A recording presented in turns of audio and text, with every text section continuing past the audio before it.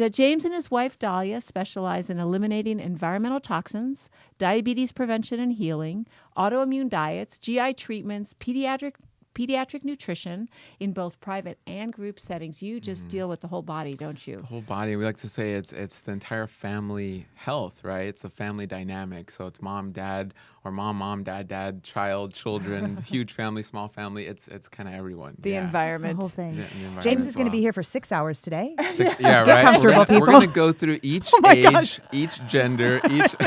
So We're going to go much. through it all. Every single chronic disease.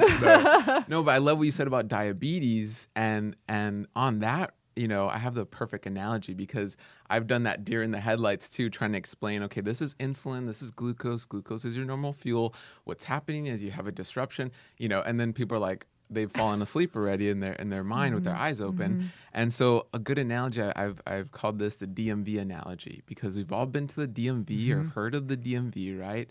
And so every time you go to the DMV, what's the line doing? The line is outside the door, right? If you're coming in same day, you didn't make an appointment, you're waiting outside the door. Not okay? making an appointment is not smart. Not smart, okay? But so we can all visualize that. So there's the DMV, the line's out the door. This is a perfect representation of diabetes, right? The people in line represent blood sugar. The line is out the door. Your blood sugar's too high. Now, when we look inside the cell, so we open the door to the DMV and look inside, now we just see that every single person working at the DMV is having an argument with someone, right? Okay. So there's lack of communication inside the cell. So this can represent fat kind of blocking the communication of insulin, right? So what keto and low carb does is they eliminate the line outside. So someone new walking into the DMV goes, whoa, this DMV has no line. This looks great. Wow, I'm going to get in so quick and get everything I need done. But come to find out, when you open the door, you still see all the arguments going on, right? So it doesn't matter how short the line is with keto and low carb. What matters is that you're lacking the communication still, right? So that's the analogy for keto and low carb. On the outside, you can have a six-pack. You can look great. You lost 40 pounds. Whoa, I'm doing great. And your blood sugar is Your low. blood sugar's low. But what's going to happen 6 months, 10 months, 12 months, 2 And you years from still now? have diabetes. That's really the question. So yeah, losing weight is good if you need to, right? Right. If the 40 pounds is great, and maybe you look great, and your Right. blood sugar's low, but you still have type 2 diabetes. Well, technically they could say, well, wow, your symptoms aren't there. But the thing is, what about insulin resistance? Because diabetes is a disease based on symptoms, right? So we're always looking at the symptoms. We're not looking at root causes. What caused your diabetes? And that's going to be insulin resistance. So you can have a low A1C, you can have a low fasting blood sugar, but you could still have insulin resistance. And that's one thing, it goes to the cellular health, where we're not looking at the cellular health long term. We're looking at short term quick fixes, which is saying, hey, your blood sugar's low, your A1C's low, you lost weight, good, get out of my office, you're done.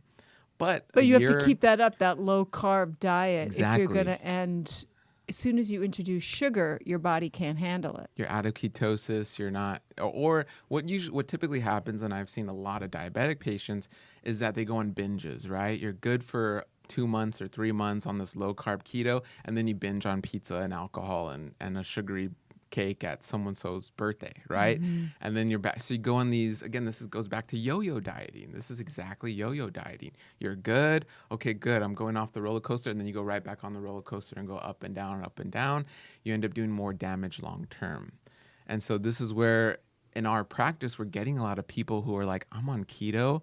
I can't do this. Help me get out of keto. I need to switch to something else. And so what we're doing is taking people from keto, keeping their diabetes away, and moving them to a high carbohydrate plant-based diet. Okay, so how are you doing that? When Right. they're saying though, oh, I can't do keto, why? What are they Right. struggling with? Because a lot of people are like, oh, keto's great, we feel great. This is that. Why are they coming in and say I can't do this anymore? So one of the, and I like to start with the benefits of keto, because there are benefits Right. of keto, right? You've removed refined grains and refined sugar and alcohol and other processed foods. That's great. You're eating more maybe leafy greens and low glycemic vegetables, which are great. So those are all positives. But what they quickly find out, so again, 3 to 6 months, is my energy is going away. I'm getting headaches. My mood is shifting, right? any eczema. I'm getting, I'm just itchy. My gut. So again, GI health. I haven't had a bowel movement in 3 days. I haven't. So all these other symptoms start to arise. Every cold season, I get the cold. My allergies are through the roof. I can keep going, right? It's like all these symptoms start to rise. So they start to realize something's not right. And so this is where we have to transition them.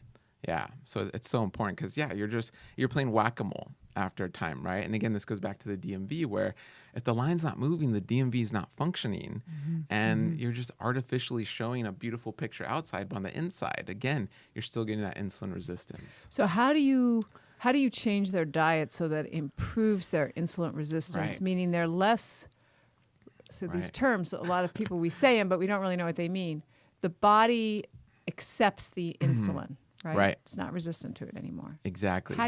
What do you do to help the body? Right. So the key is then it's looking at their other symptoms, right? Because everyone's different. I say with the gut microbiome and people in general, we're all fingerprints. We're all different in different ways, but we're all fingers, right? So luckily the base and the template can be the same with various modifications, right?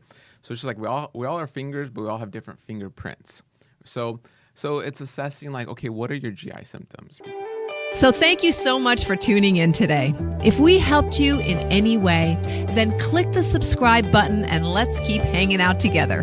We have so much more to share with you. And if you need more information on actually making the switch for good, please visit us at switchforgood.org for loads of info. And you can subscribe to our mailing list where you will receive all sorts of super cool gifts, discount codes to our very fave dairy-free products, and a lifetime of powerful health tips. So join us on the journey to switch for good.